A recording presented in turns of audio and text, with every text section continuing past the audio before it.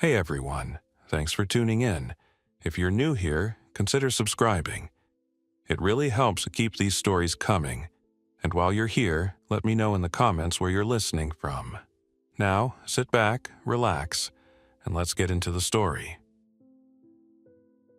My name is Victoria Sloan, and before all of this I thought I understood what security meant. I was 39 years old, divorced, and living alone in a 2-story house inside a gated community in North Scottsdale, in a development off Pinnacle Peak Road where every house looked expensive, every wall looked permanent, and every resident had spent good money convincing themselves they had bought distance from the rest of the world. I worked as an interior project manager for a hospitality design firm based in Phoenix. My days were schedules, contractor calls, finish samples, budgets, and client revisions. My house reflected that. Clean lines, neutral stone floors, large panes of tempered glass facing the back patio and pool, metal-framed doors, open kitchen, floating staircase, decorative shelving that looked good in photographs and offered almost no real utility in a crisis. The neighborhood had a staffed gatehouse at the main entrance, a secondary resident-only gate, landscaped medians, cameras at intersections, and an association board that sent aggressive emails about trash bins and paint colors. What it did not have was any plan for panic, illness, civil breakdown, or people who stopped behaving like neighbors. The first thing I learned was that a gate is only useful if someone is still willing to stand beside it. The second thing I learned was that an expensive house can become a trap faster than a cheap one, because too much of it is built for appearance instead of defense. And the third thing I learned was that silence becomes a form of wealth when everything outside starts making noise. The trouble did not arrive in one obvious wave, it came in fragments, each one small enough to ignore if you wanted to keep pretending life was still normal. 3 days before I sealed my front entry, I was on a video call with a client about a hotel lobby renovation in Tempe when one of the junior designers sent a private message in the team chat asking if anyone else had seen the footage from a hospital in Mesa. The clip was shaky and too short to explain much. Security staff were trying to control a crowd in an emergency intake area. Someone in hospital scrubs had locked a door, people were shouting. A man staggered into frame, grabbed another person, and both of them went down. It could have been a fight, it could have been panic, it could have been edited to look worse than it was.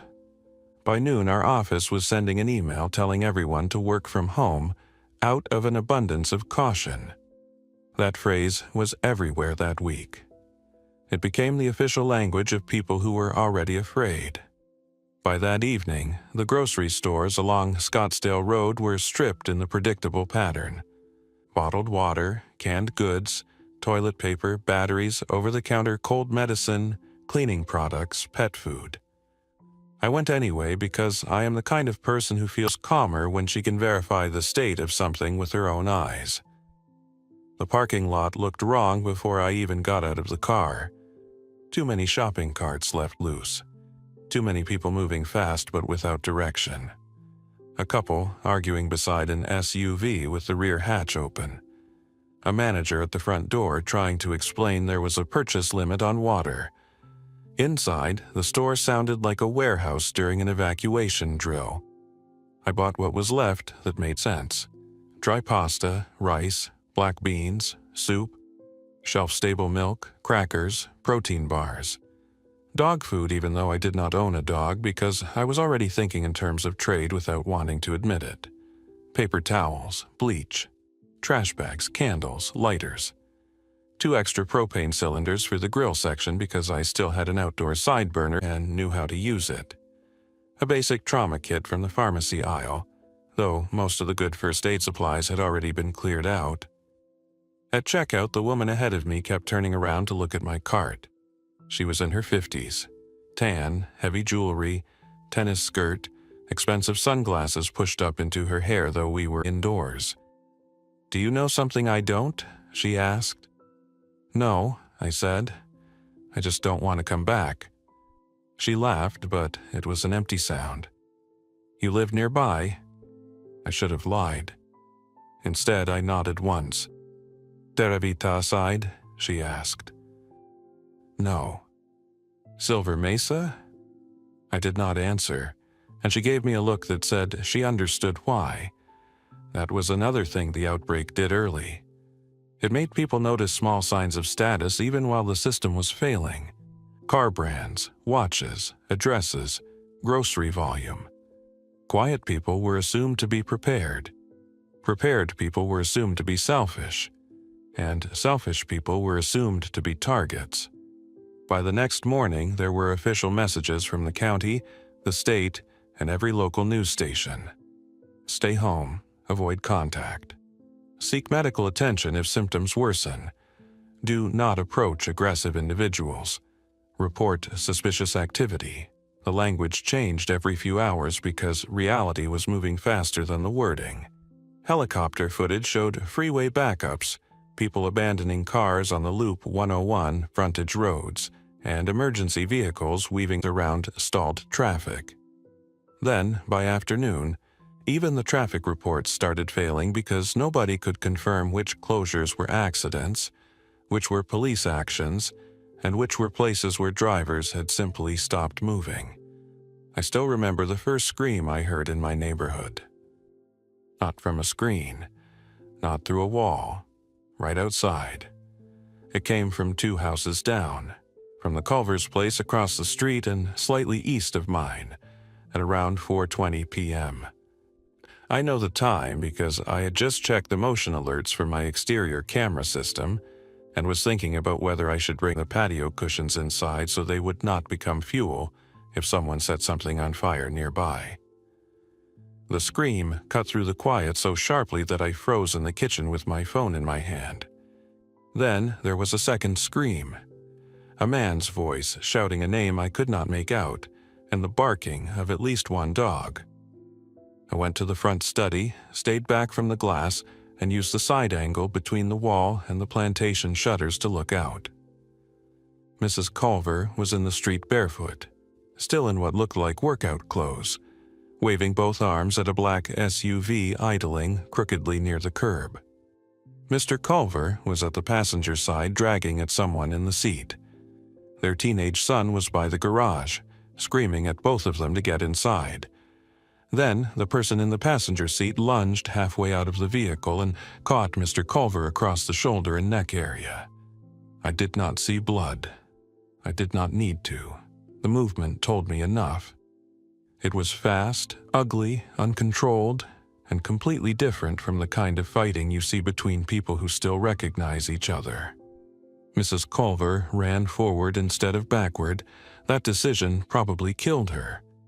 Their son bolted into the garage. The door started to close. Mr. Culver fell against the SUV. Mrs. Culver kept shouting his name.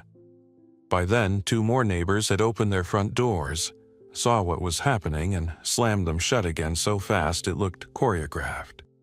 I backed away from the window and did the first useful thing I did that week. I locked every door in the house even though most of them were already locked. I checked them physically one by one because the act itself mattered. Front entry deadbolt, engaged. Garage to house door, locked. Rear sliding doors, locked, dowels in the tracks. Laundry room side door, locked. Primary bedroom balcony door, locked. Then, I pulled every blind on the ground floor halfway down so I could still use light but break up lines of sight.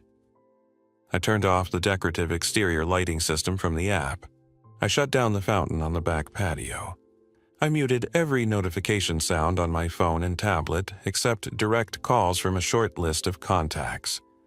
By 6 o'clock, the Homeowners Association president had sent an email telling everyone to remain indoors.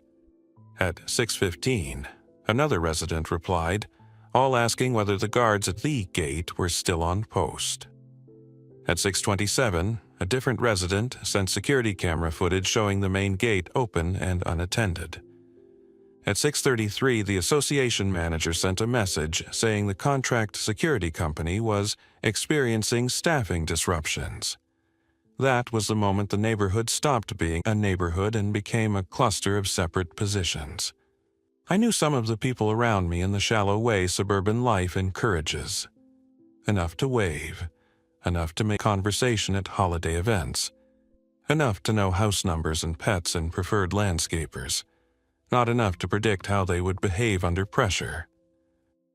To my left lived Martin and Elise Dyer, both retired, both neat, both proud of having installed impact-rated glass after a summer monsoon shattered one of their clerestory windows. Across the cul-de-sac behind me was Nolan Vesper, a plastic surgeon in his early 50s, who spent half the year advertising his abs on social media, and the other half complaining to the board about noise from leaf blowers. Next to him, in the larger corner lot house with the detached casita, lived Tessa and Brent Holloway with Brent's younger brother, Cody, who seemed to drift between business ideas and never held one long enough to explain it. Their house became the loud refuge.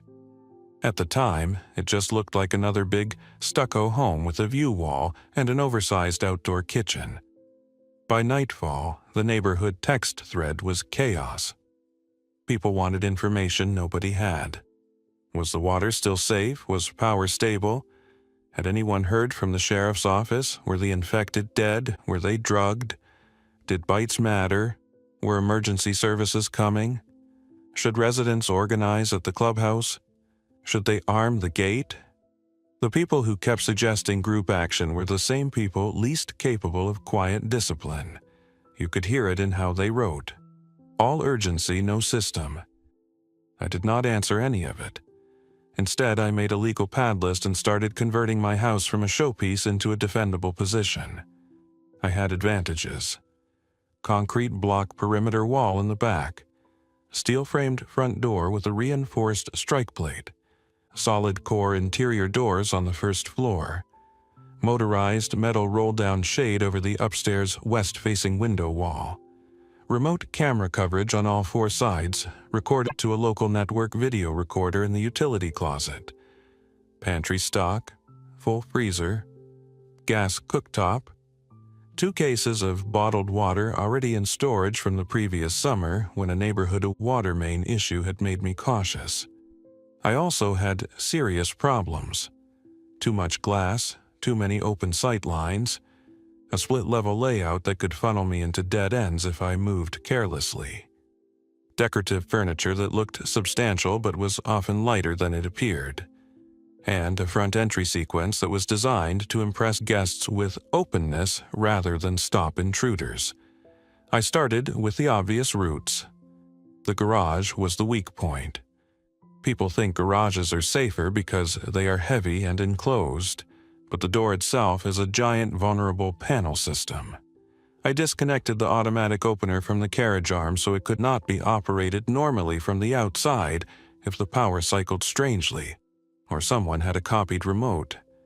Then I clamped locking pliers onto the vertical track above one roller on each side to prevent the door from lifting even if the release was compromised. It was not elegant, but it worked.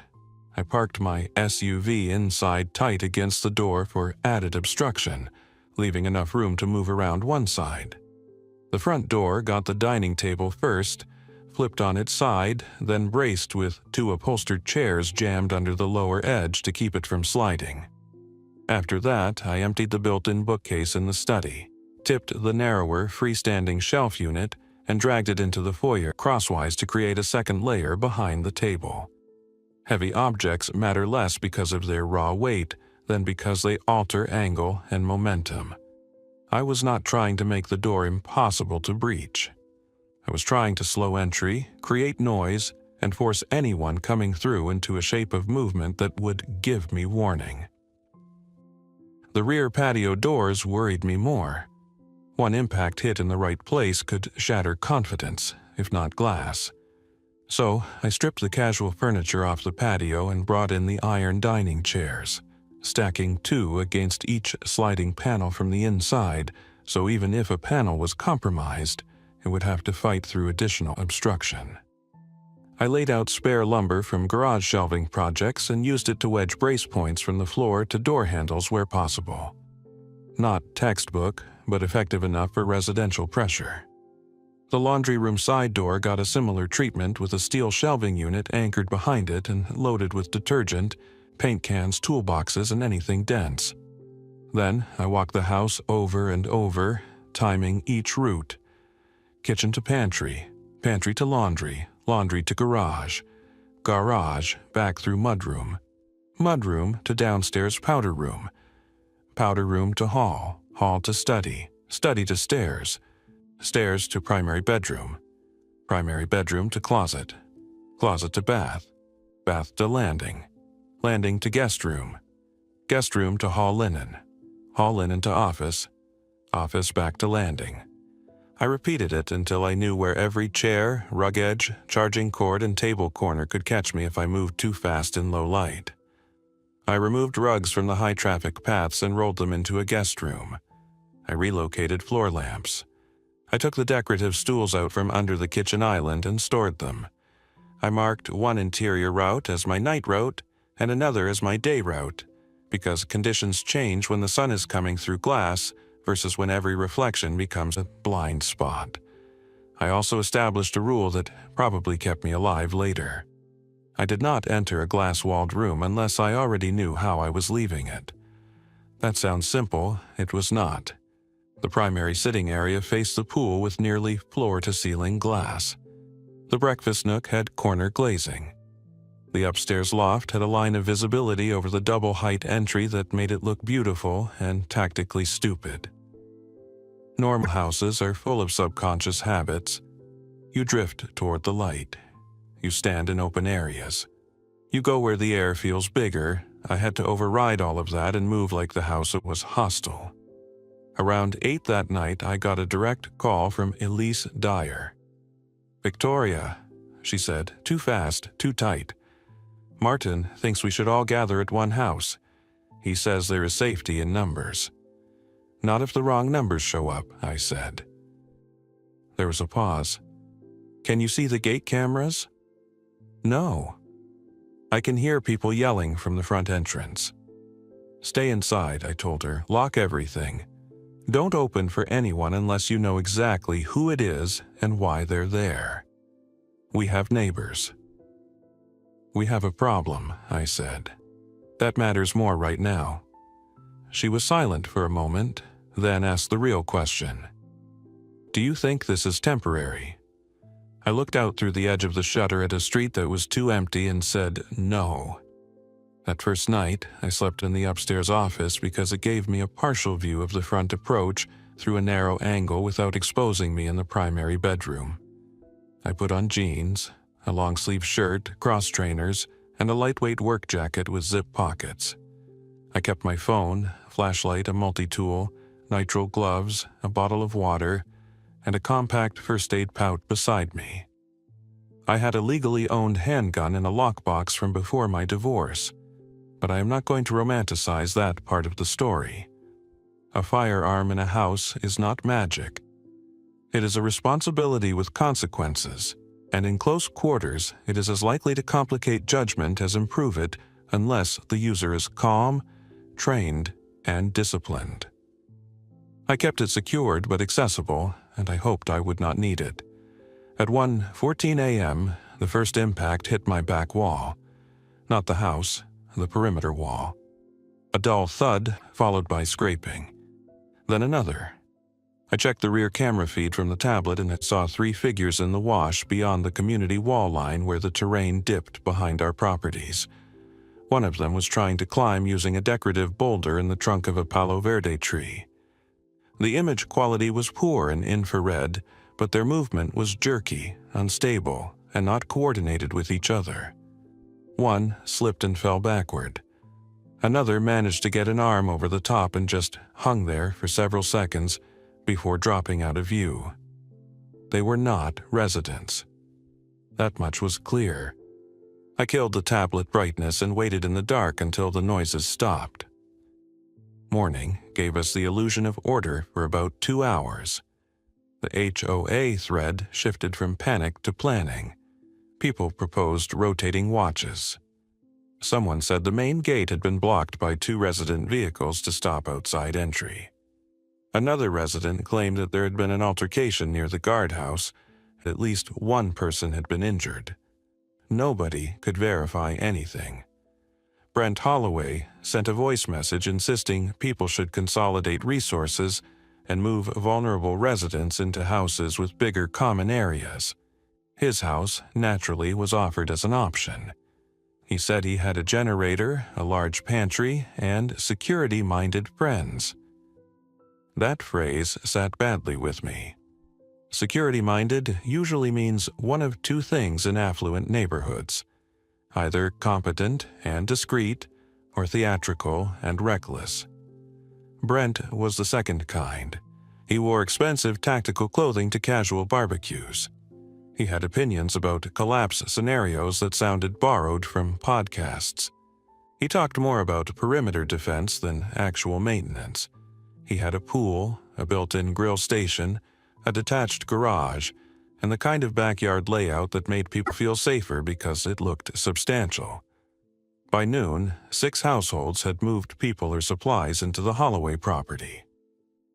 I watched from camera angles and second-story gaps, never directly through obvious windows.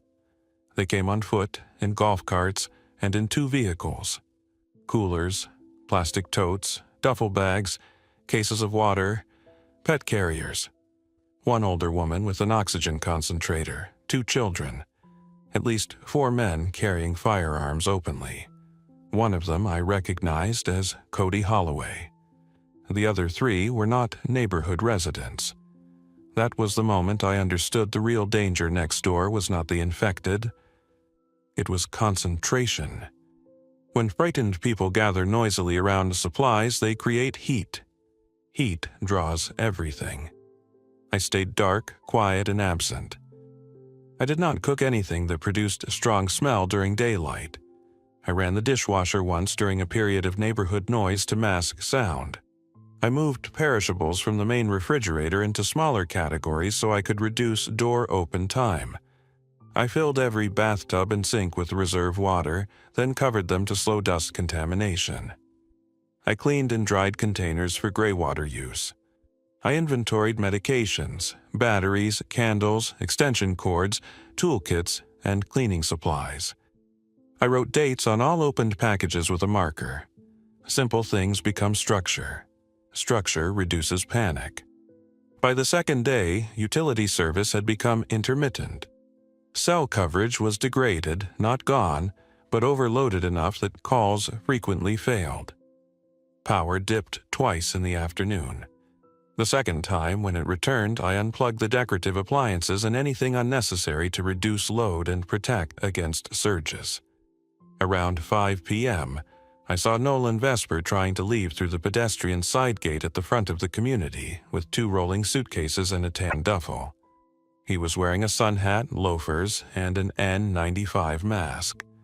There was nobody visibly guarding the gate. He opened it partway, looked out, hesitated. Then someone from outside rushed the gap. Nolan shoved backward and lost 1 suitcase. 2 more figures came into frame. He let go of the luggage and ran back inside the neighborhood.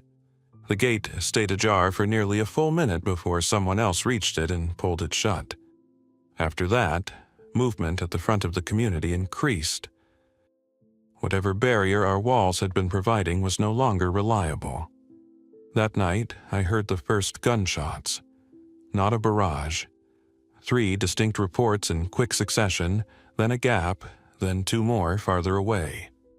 People who have never heard gunfire in residential space think the noise is cinematic. It is not. It is flat and abrupt and deeply wrong when it bounces between stucco walls and tile roofs. After the shots, the neighborhood went quieter than I thought possible. Then, at 10:47 p.m., the Holloway house started playing music.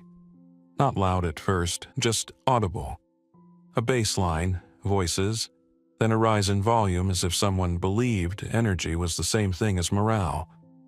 My rear upstairs office shared acoustic spill with their lot over the wall. I could hear laughter. I could hear at least one person shouting over the music. I could hear what sounded like bottles hitting a countertop. I sat in the dark with my jaw clenched and realized that some people collapse by becoming inert, while others collapse by performing normal life harder than before. Brent's group had chosen performance. At 11:18 p.m., one of my side cameras picked up movement in the service gap between our houses. 2 infected had made it down the narrow strip between the outer wall and the side yard landscaping. They kept turning their heads toward the Holloway backyard. Noise attracts, light attracts, motion attracts. I do not know exactly what combination mattered most, but something was pulling them. At 11:31 p.m., someone at the Holloway house screamed for real. Not partying. Fear. A sliding door slammed, more voices. One of the armed men shouted something I could not make out. Then, 2 rapid gunshots from their backyard area. More yelling after that, which told me enough. The immediate problem had not ended, and now they were broadcasting distress even more effectively. I moved to the primary closet and put on my work gloves, eye protection, and a lightweight dust mask. Not because I intended to leave the house, but because preparation becomes slower when you wait until the last second. I checked every ground floor camera. Front street empty, side yard clear, rear wall line active. By midnight, there were at least 9 infected visible at varying times around the rear of the Holloway property and the wash beyond. Some were just silhouettes drifting into frame and out. Some were actively pressing toward the source of sound. Then, just after 12:20 a.m., one of the rear cameras caught something worse. Living people outside the wall, crouched low, using the landscape and darkness with deliberate movement. Armed survivors. You can tell the difference quickly. Infected wander. Panicked homeowners move erratically. Men approaching a quiet, affluent neighborhood with purpose move in straight, measured lines and keep checking sectors. There were 4 that I saw clearly. Backpack frames, long sleeves despite the heat, gloves, no wasted motion. One had what looked like a carbine slung. Another carried a pry bar. They were not looters by accident. They had either been doing this already or had adapted very fast. They ignored my property at first because the Holloway house was still making itself obvious. Then, around 12:40 a.m., everything changed. A crash came from next door, loud enough that my window glass hummed. Then another, then shouting, then multiple shots in a ragged series, then a woman screaming the same word over and over, inside, inside, inside. Lights flashed across the Holloway backyard. Flashlights, phone beams, motion lights. Somebody had opened a side gate or breached a door because infected started spilling through the rear camera view in a pattern that no longer looked like isolated contact. They were coming over, through, or around. I could not see the exact breach point from my angles, but the flow was real. Then one of the armed outsiders vaulted the rear wall. He landed in the Holloway's yard, dropped into a crouch, and signaled. Another followed. They did not hesitate. They were exploiting confusion. That is when I understood how my house would look from the outside. Dark, quiet. No visible traffic, no people crying, no lights flashing, no doors opening.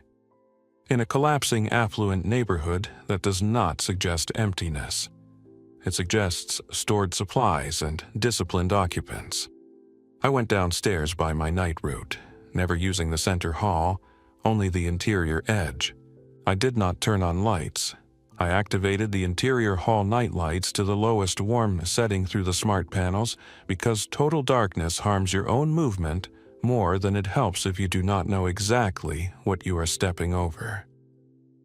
I repositioned 2 additional pieces of furniture behind the study line that faced the front and side approaches. I moved water, first aid, spare phone charger, flashlight, and backup keys into the powder room under the stairs because it was the most structurally enclosed small room on the first floor. If I had to make a temporary hold point, that was it. Then I waited. The first contact with my property came from above. At 1:07 a.m., the rear corner camera caught a hand on the top of the wall, then a head, one of the outsiders. He paused, scanning my yard. I was grateful for two things in that moment. First, that I had shut down all decorative lighting, and second, that my landscaping designer had once annoyed me by making the yard visually layered. The Palo Verdes, raised planters, and varied hardscape now created shadows that broke up depth. The man dropped into my backyard and stayed low. He moved along the wall, avoiding open patio area, and stopped near the outdoor kitchen counter. He listened, then he raised two fingers above the wall line. A signal. I backed farther from the camera monitor and took position where I could see the rear hall and the reflection of the patio doors and the dark TV screen. Reflections tell you movement without exposing you to the opening. A second man came over, then a third. At least one remained outside unseen. They tried the sliding door first. Quiet hands, testing, not smashing. That scared me more than rage would have. One of them whispered, "This one's shut down." Another said, "Means stocked." The first pry attempt hit the secondary panel near the handle. Metal clicked softly. They were patient. I did nothing. That is one of the hardest truths to explain. When someone is on the other side of your house trying to get in, every instinct tells you to respond. Shout, threaten, show force, hit lights, make them know you are awake. But information works both ways. The less they knew about me, the better. After about 40 seconds, one of them moved to the side door by the laundry. He tested that too. Then, finally, frustrated or hurried by noise from elsewhere, one of them struck the glass near the patio frame with a hard object. The sound cracked through the room. But tempered glass often holds together after the first impact, especially quality exterior units. The panel crazed, a white spider web spreading across it, but did not collapse immediately. He hit it again. This time, a section gave way, and the stacked iron chairs inside jammed against the weakened opening exactly as I had hoped. "Chairs," one of them hissed. I stayed silent. They reached through to manipulate the door, but the internal obstructions and braces slowed them. While they were still working the rear, another problem arrived at the front. My street-facing camera picked up two infected staggering towards the Culver's yard, then drifting across to my driveway, likely drawn by the recent impacts and distant chaos from the Holloway's place. One slapped against the garage door. The other wandered toward the front entry. Now, every direction mattered. The armed men at the rear heard the extra noise in front and changed pace. One of them muttered, "Move."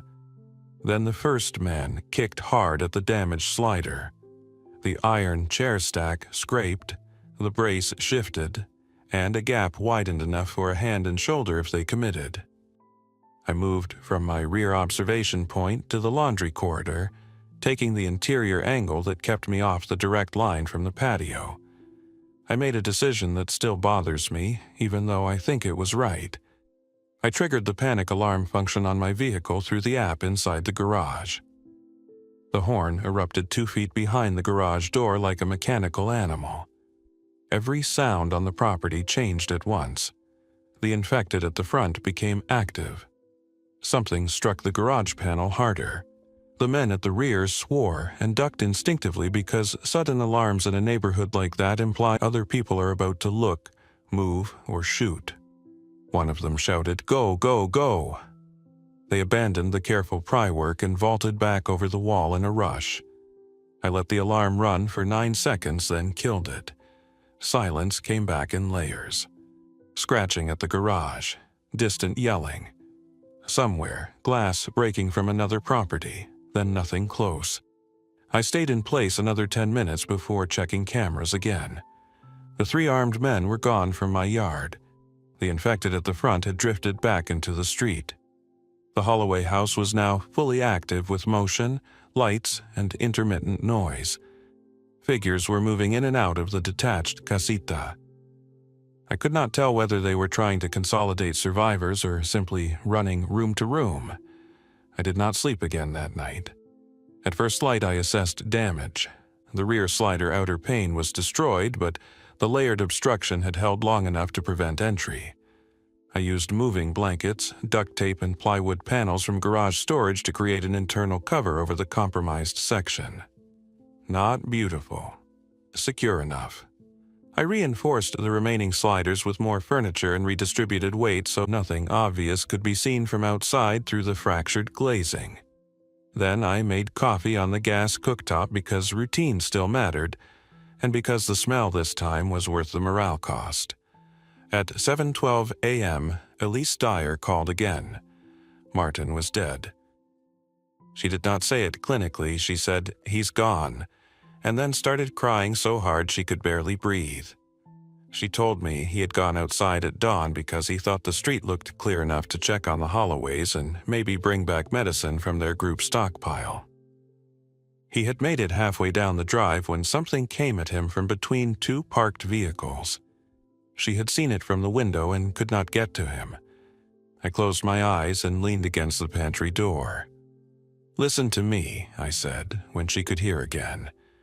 "You do not open your front door today for any reason. I can't stay here alone."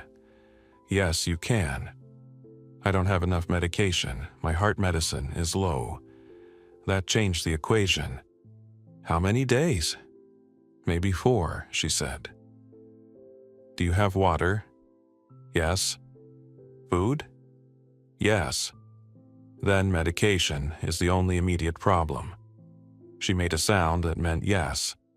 I looked at my own kitchen counter, at the map printout of the neighborhood I had marked with camera angles and routes, and understood that staying put and surviving were no longer exactly the same thing.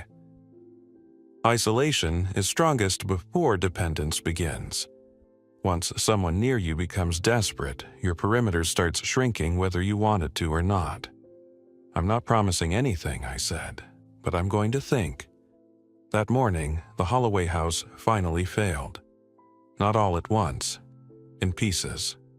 Around 9, a man I recognized as one of Brent's outside friends came out their side gate into the street carrying 2 duffels and a rifle. He scanned, moved to a pickup parked crooked near the curb, threw the bags in the bed, and tried to start it. No success. He swore, kicked the tire, and went back toward the house. He did not make it.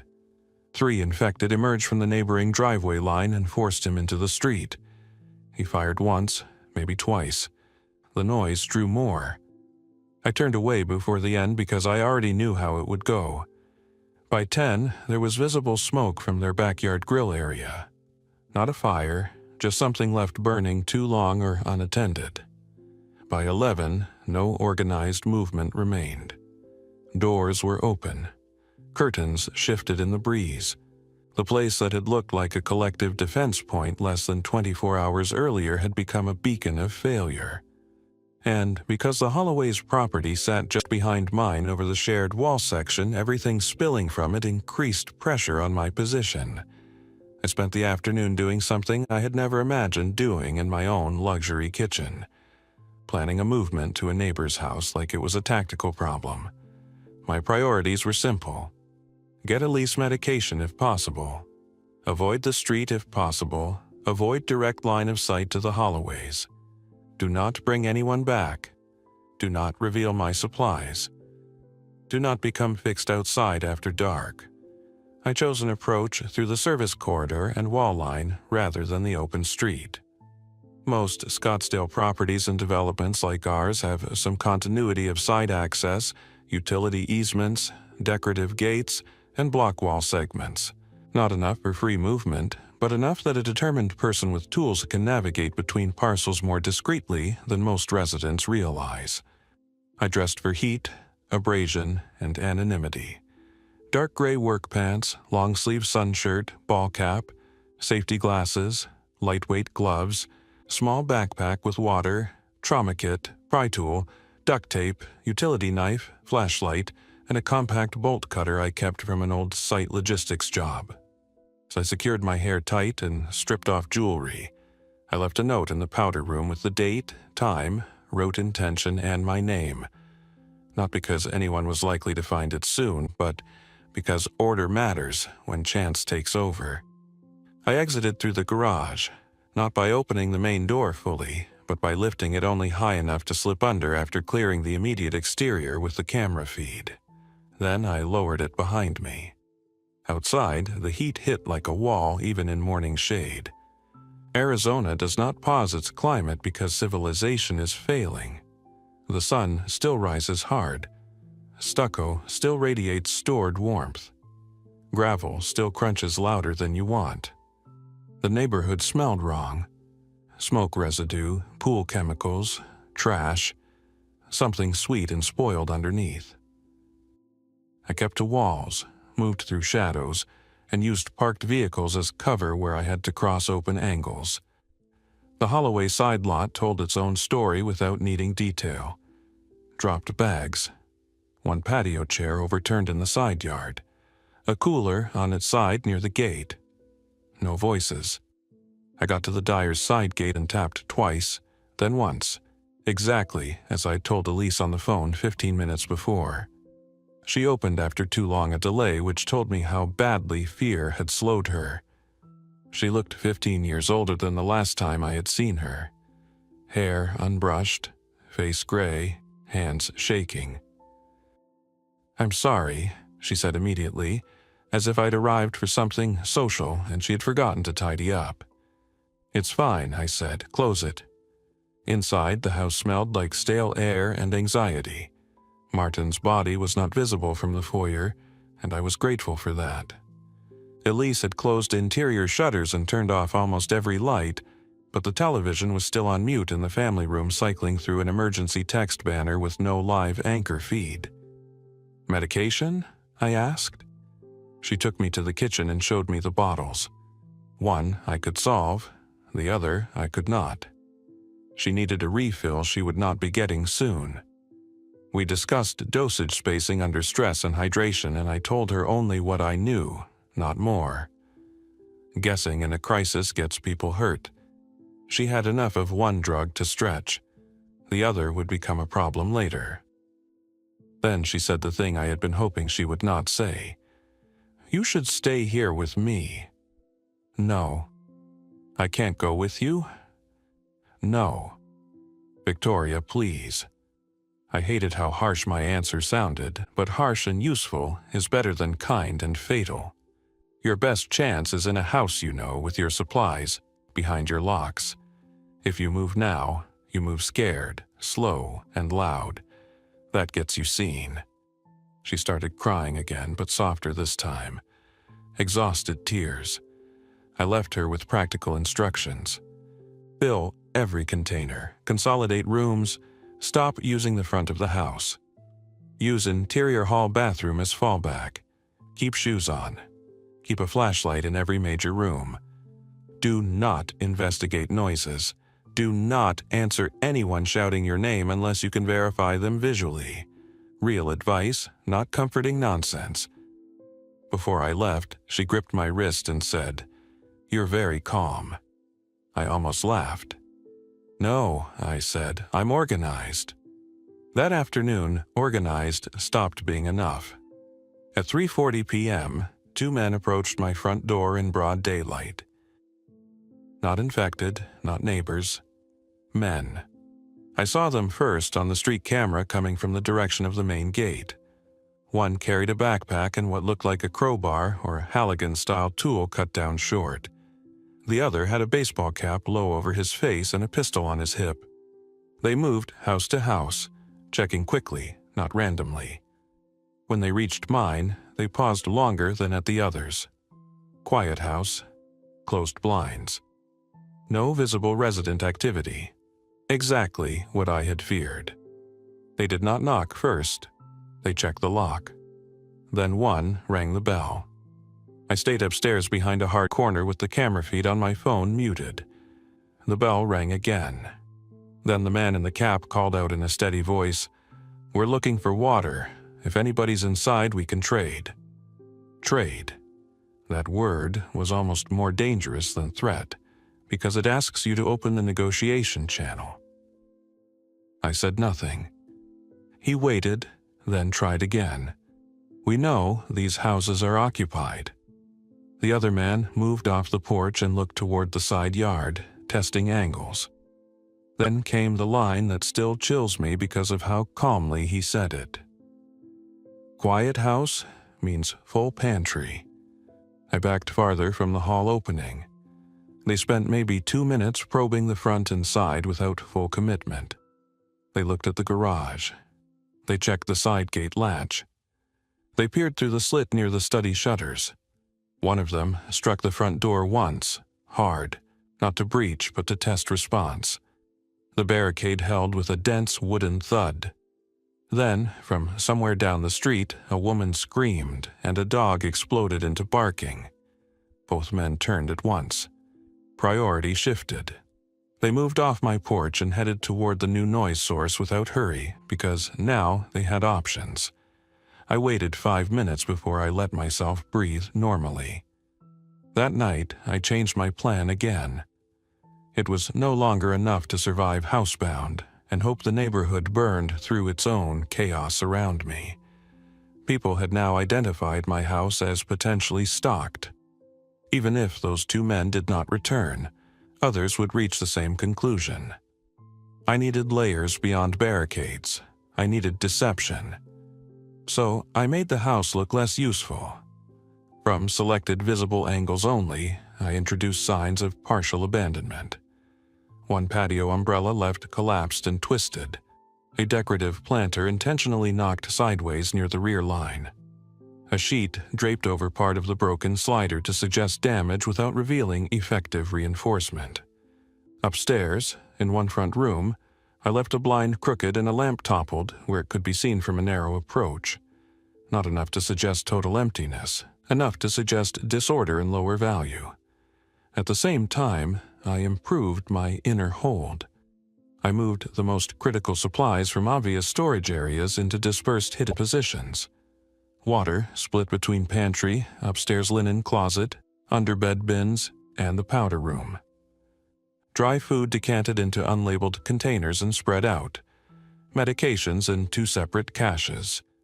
Power banks charged and distributed. One backpack prepped near the garage, one upstairs, one in the powder room. Redundancy is dull until the moment it saves you. Near midnight, Brent Holloway himself came over the wall. At least, I am almost certain it was Brent. He was moving badly, slower than the outsiders had, and his shirt was torn. He dropped into my backyard and stumbled into the pool, coping hard enough to fall to one knee. For 1 second, I thought he might just be injured and desperate.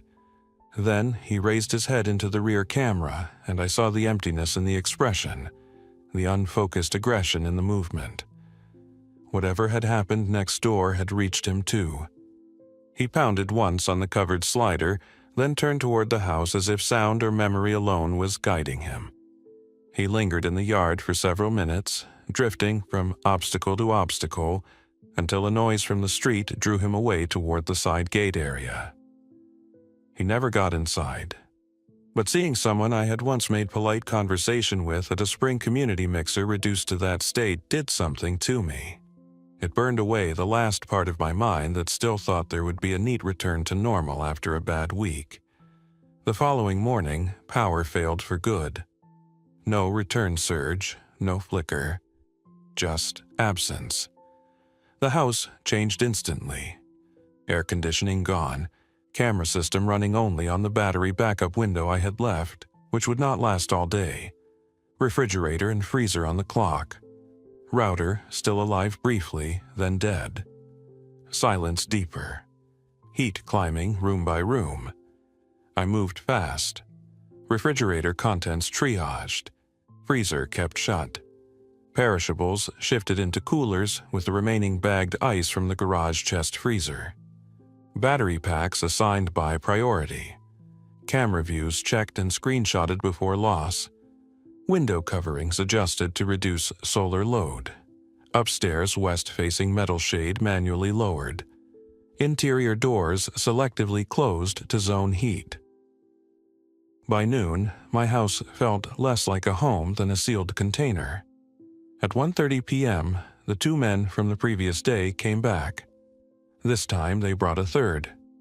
They approached from the side, not the front, confirming they had already learned something from their first pass. One carried a pry tool, one had a backpack, and the third carried a 5-gallon water jug empty, either as prop or genuine need. They moved straight to the laundry side door and rear patio rather than announcing themselves. I watched from the understairs powder room through the phone on low brightness, with the final reserve of my battery system feeding the cameras. They were committed this time. The first man tested the side gate. Locked. He climbed. The second followed. The third stayed outside watch. At the rear patio, they examined the damaged slider cover and the shifted furniture beyond it. One of them said, "Still holding up in there?" Another answered, "Then she's still in there." She. Somehow, they had decided the house belonged to a woman. Maybe from decor glimpses, maybe from probability, maybe from nothing. It tightened something cold in my chest. They started working the covered opening with more force than before. Plywood flexed, tape ripped. Iron chair legs screeched against stone. They were no longer interested in stealth because daytime neighborhood noise had normalized impacts. I retreated one step at a time along my interior route to the garage access point, not because I was fleeing immediately, but because my defensive geometry had changed. If they got through the rear, the center of the house would become contested. I would not let myself be fixed between their breach point and the front. The men at the rear were good enough to worry me and sloppy enough to make mistakes. In trying to create leverage on the damaged slider, one of them shifted weight onto the outdoor rug, which slid on the wet patch near the pool deck left from a leak I had not fixed in months. He fell hard against the counter edge and cursed. The others reacted with irritation, not teamwork. Then, from outside the wall, the third man shouted, "Movement!" Everything paused. Two infected were coming along the wash side again, drawn by noise. One climbed awkwardly at the wall near the rear corner and got an arm over. The lookout turned to handle that. The men in my yard looked back and forth between breach and outside problem, caught between goals. That hesitation saved me. I used the garage pedestrian exit, slipped out into the narrow side space shielded by the SUV, and moved along the wall toward the Dyer's property, staying low. My intention was not to run away into the open. It was to shift to an external angle where I could re-enter my own house later or, if necessary, divert pursuit away from the actual supply caches. Sometimes defending a house means leaving it before the attackers know you were not where they thought. I heard one of the men force the side patio chair stack loose just as I cleared the side gate line. I kept moving. The street beyond my front landscaping was too open, so I cut behind the Dyer's utility alcove and into their side yard. Elise let me in after what felt like forever, then locked the door and stared at me like she was seeing a ghost. "They're inside?" she whispered. "Maybe by now," I said. Her face folded in fear. "What do we do?" "We stay quiet." From her second-floor guest room, through a narrow bathroom window angle, I had a partial line to my own backyard over the shared walls and roof breaks. Not enough to see details inside, enough to monitor movement. I watched two of the men emerge from my rear patio area 12 minutes later carrying items. Not much. A blanket roll, a visible bottled water case, one backpack heavier than before. They had gotten enough to reward themselves, not enough to understand the actual distribution of supplies. Good. My deception and dispersion had worked better than I deserved. The third man never entered the house. He remained outside the wall line dealing with the infected problem, and then all three withdrew toward the front of the community, likely seeking easier targets before dark. I wanted to go back immediately. I forced myself not to. People often revisit a hit property after a short interval, expecting the occupant to reveal themselves in the aftermath. So, I stayed with Elise through the worst heat of the afternoon and listened to a house make every settling noise a frightened person can hate. I helped her move supplies upstairs. I closed vents that no longer mattered because the air system was dead, but habit still helped. I checked her medication schedule. I made us both drink water. I did not let her talk about Martin because grief is heavier when you are trying to stay alert. At sunset, I returned home. The house looked like it had been searched by men in a hurry. The rear breach was wider. Kitchen drawers partially opened. Pantry disturbed but not emptied. One upstairs room entered, closet doors open. Decorative items broken where they had been tossed aside as worthless. It made me angrier than I expected, not because of the objects, but because violation changes scale. A home is not square footage after that. It is a map of where strangers thought your life might be hidden. I sealed what I could again, but I also changed my objective. This was no longer a house I could hold indefinitely as a solitary fortress. Too much attention had been drawn. Too many nearby positions had collapsed. The next wave would come better informed. So I began planning departure. Not immediate, not panicked, and not without root logic, but real. Scottsdale without functioning law, utilities, or controlled movement was not defensible long-term from a luxury subdivision. Too much visibility. Too many resources concentrated behind decorative walls. Too many people with vehicles, tools, and reasons to hunt for stable houses. Wealthy neighborhoods in collapse become supply maps. The question was where to go. I considered the obvious options and rejected most of them. Freeways would be death traps or ambush corridors. Commercial centers would be stripped. Hospitals, fire stations, and police facilities would be overwhelmed or contested. Resorts were terrible options, no matter how secure they looked on a brochure. Desert flight on foot in heat without known resupply would be fantasy, not planning. What I needed was a secondary site that offered three things: low profile, water potential, and a layout not immediately attractive to desperate groups. I thought about a small warehouse unit my firm had once rented near an industrial strip in North Phoenix for temporary material storage, but I no longer trusted that district to be quiet. I thought about my office, but glass towers and parking structures are traps. Then I remembered a place my father used to take me years ago when he still lived in Arizona. A modest horse property on the edge of developed land north and east of town, belonging to an old family friend named Glenn Mercer. Not inside the fashionable core, not remote wilderness either. Functional outbuildings. A well. Block construction on part of the property. Shade structures. Distance from the most obvious affluent targets. I had not spoken to Glenn in years. He might be gone, dead, or surrounded by people already, but as a type of place it was better than where I was. That night, I packed as if I would only get one trip. Water first, medical second, mobility third, food fourth, tools fifth, sentiment almost not at all. I chose the SUV because it had higher clearance than my sedan and a roof rack already mounted. I checked tire condition by flashlight and removed excess decorative cargo from the garage that would only steal space.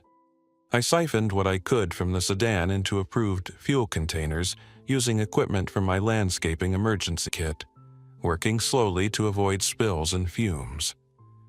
I loaded coolers, dry food bins, tools, bolt cutters, gloves, tarps, duct tape, basic hardware, chargers, first aid, documents, spare clothing, and 2 collapsible water containers. I kept the visible cabin intentionally cluttered with low-value decoys so the real supplies would be harder to identify at a quick glance under a blanket system in the rear. At 2 a.m., I walked through the house one last time as if I were checking out of a rental. That sounds cold.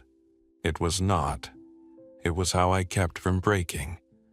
the framed art in the entry, the smooth counter edge in the kitchen where I used to sort fabric samples, the reading chair in the upstairs loft I never should have bought because it was more sculptural than comfortable, the guest room made up for people who hardly visited, the polished concrete planters outside that had seemed tasteful 6 months earlier and ridiculous now, a life assembled by preference, undone by scale.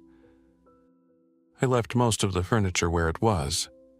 No point opening the place further. I left the master closet half empty but not obvious. I left one faucet slightly dripped into a covered tub in case pressure lingered and I was gone longer than expected. I left a note taped inside the pantry door that simply said, "Took what I could. Nothing here is worth dying for."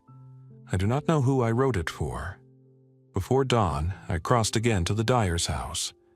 Elise looked at my packed clothing and understood at once. "You're leaving." "Yes." "I can't stay." "No," I said, because by then I knew she was right. People talk about evacuation like it is a physical act, but most of it is psychological timing. You leave not when conditions are good, but when staying becomes mathematically worse. Getting Elise ready cost us nearly 2 hours. Medication sorted, water bottles packed, light bag only, sun protection, shoes changed. Her fear was now mixed with determination, which is better. I helped her move through the side yard and into my garage just after first light, while the street was in that strange brief lull between night danger and day movement. We loaded her into the SUV passenger seat low and fast. I opened the garage fully only when I was already in the driver's seat and the engine was running. The neighborhood looked wrecked, but not destroyed. Open gates.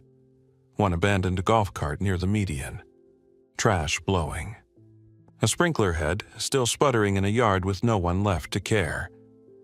3 houses visibly breached. 2 vehicles crashed near the front entrance where residents had tried to block access and instead created a choke point. I did not go out the main gate. I cut through a maintenance access segment near the secondary wall line where the pedestrian barrier was weaker and the landscaping crew had once complained about service entry alignment. Bolt cutters, a vehicle with decent torque, and prior observation are worth more than bravado. We got through a damaged section of chain and decorative fencing into a utility corridor, then out onto a frontage route that kept us off the obvious arterial roads for the first critical miles. As we drove, Scottsdale looked like a place trying to deny what it had become. Bright sun on luxury storefront glass. Desert landscaping immaculate in pockets where automatic irrigation still functioned. Traffic lights dead at some intersections, working at others. Vehicles abandoned at angles that told you decisions had been made in seconds. People moving in 1s and 2s along sidewalks, carrying water jugs, backpacks, pets, improvised poles. Once, near a fuel station that had already been stripped, I saw a group of men directing cars with the confidence of people who had appointed themselves authority. I went the other way. Elise kept asking where we were going. I kept telling her the truth. Somewhere less obvious.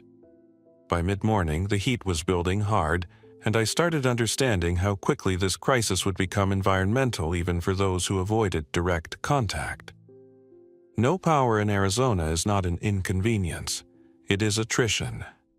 We reached Glenn Mercer's old property just before noon. The gate was shut, but not locked. The main house was a single-story ranch structure with a shaded porch and block outbuilding beyond. 2 horse pens empty, a rusted stock trailer. A windmill tower long unused beside a newer well house. No visible vehicles in active use. No movement. I parked under mesquite shade as far from the main house as practical and waited with the engine off, listening. Nothing. I approached on foot with Elise inside the vehicle doors locked. The front door of the house was closed. Windows dusty but intact. No smell of recent occupancy outside. I called Glenn's name once, then again louder. No answer. I did not like entering, But empty properties in a collapse become opportunities or liabilities depending who claims them first. Inside, I found evidence of hurried departure at least several days old. Open cabinet, bedding disturbed, half a mug dried on a table, medical packaging, a note on the refrigerator with numbers but no message, no body, no sign of violent struggle in the limited sense that mattered to immediate occupancy. Glenn may have left, he may have been taken elsewhere. I do not know. What I knew was that the well controls were in place, the block outbuilding could be secured better than the main house, and the property sat outside the easy pattern of luxury house raiding. So that became our next stand. Elise sat on an overturned feed bucket in the outbuilding and cried from pure release while I worked. Not because I was colder than she was, but because movement is how I process fear. Door check, window cover, water test, shade management, supply unload, vehicle concealment angle, escape route mapping. The basics begin again wherever you land. That was the strange truth of the outbreak. You never really arrive. You just transition from one temporary system to the next and hope the new one fails slower. I still think about my house in Scottsdale sometimes, about the polished floors, the glass walls, the shelves I filled with objects chosen for balance and texture and color. About the front entry I had admired when I first bought the place because it made the house feel open and expensive and modern. About how quickly all of those features turned into liabilities when people outside stopped respecting boundaries. What happened in my neighborhood was not a dramatic siege in the way people imagine these things. It was worse because it was smaller and more believable. It was panic at one exit, guards leaving their posts, neighbors making noise because noise felt like control, one house becoming a refuge because it looked large enough to absorb fear, armed survivors reading quiet as abundance, a woman pacing her own home in fixed routes so she would not get trapped in a beautiful room built mostly of glass. That was the outbreak where I lived. Not heroes, not speeches, not clean choices. Just systems failing in the order people depended on them. The gate failed first, then the neighbors, then the house. I did not survive because I was the strongest person in that community. I survived because I stopped thinking like a homeowner and started thinking like an occupant of a structure with limited exits, visible value, and declining odds. I measured noise. I measured sight lines. I measured how long it took fear to travel from one backyard to the next. And when the quiet house finally drew the wrong attention, I was willing to let the idea of home go before it killed me. That is the part people never want to hear. They want to believe there is a perfect barricade, a perfect wall, a perfect weapon, a perfect neighborhood. There is not. There is only time, concealment, discipline, and the decision to move before pride roots you in the wrong place. My luxury house did not save me. It gave me a little time. Used correctly, that was enough. Thanks for listening. If you enjoyed this story, don't forget to like and subscribe. Your support keeps these creepypastas coming.